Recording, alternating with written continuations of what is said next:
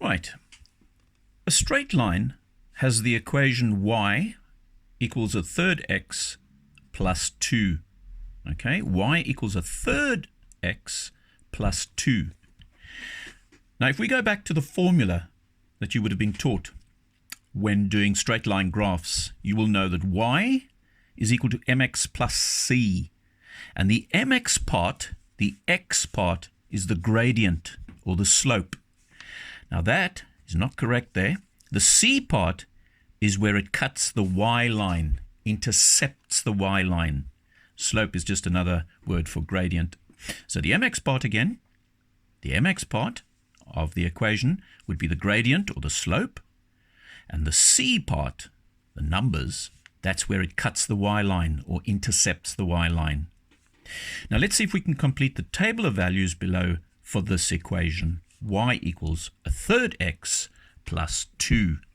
So let's have a look. X's value is minus 6. So a third of minus 6. And what is a third of minus 6? It's going to be minus 2. And we add 2 onto that. We're going to have 0. And the next one's a little bit easier because a third now multiplied by, remember we're substituting in for x, a third times 0, well that's just 0. So plus 2 is 2. Right, we've completed the table of values for that equation. Now we're going to leave this till later. Okay, it says draw and label the line y equals a third x plus 2 on the grid. Okay, and we will turn the page now to show you the grid, but we're first going to do this one, the next straight line. Okay, now this straight line has an equation 3x minus y, and that is equal to x. And again, it says complete the table of values for that equation. Right, now let's have a look at this one. Here we can already see, okay, 3x, okay, minus y is equal to 6. So let's substitute in now for this one. So 0 goes in there. 3 times 0, obviously, is 0. And we can see that we've divided that positive 6 by a minus there. So that'll be minus 6. Okay. So 3 times 0 minus 6. There we go. First part. Now the next one's a little bit easier because we've now got 1 there. So 3 times 1 minus that 6 is going to give me minus 3. Now it says again, draw and label this line, and we're going to do that on the next page. So I've written it out already for you at the bottom here, just to go through this again quickly to see how we're going to actually plot this equation and that equation. And it's got to be a straight line, okay? Now remember what we said. Y equals mx plus c. That part is there, the slope. The slope, there it is, a third x. Okay?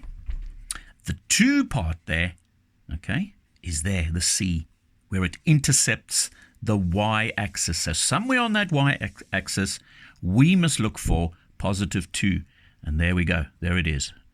Mark it clearly with an X. Okay? Now the gradient, the slope, there it is, a third X. The other thing you need to know is, if it was negative there, this line would run down. But because it's a positive, it's going to run up. And how much is it going to go up? Well, watch carefully. This is a very, very, very simple way to remember this. Look for the one on the X line. Go to the point of origin, okay? But because we intercepted at 2, we go across 1, okay, to where the 1 is. And remember, the rise, the slope, or the gradient is only a third up. So we've got to divide this block into a third, and I would say about there, okay? Now, you join your 2 x's, okay? Join your 2 x's, oops, sorry. Very accurately. Okay. And you must label it, okay? So y equals a third. Always important to label it. So a third x plus 2. Again, positive 2, okay, on the y line, and then it's a positive x, so 1 across and a third up, and then join your line. Now let's look at the next one. We've already established that the positive there divided by the negative is going to give me that as a negative 6. So that is the C part. Look for negative 6 on the y line. And the slope is positive again. It's not a minus there. There's no negative there. It's positive, so 3x. So again, let's go 1 out. There's our 1 on the x line. Go 1 out. And 1, 2, 3 up. Okay. Now, again, we need to join these very carefully and accurately. Right. And label it. Okay, label it clearly. 3x minus y equals 6. Okay. Now the next question said to us, shade the shape which is formed by the lines you have now drawn, okay, on the x and the y axis. So let's look. Let's look at the shape formed here. The x-axis, sorry, that's the y-axis, and the x-axis. Important to remember that. And I think straight away you guys can see that that shape is nothing more than a kite. Okay. Now in an exam you won't have to shade it in color. They may ask you to shade it in, but shade it in pencil then. Okay. Can we see that's a kite? Yeah, because that and that, those lines are the same.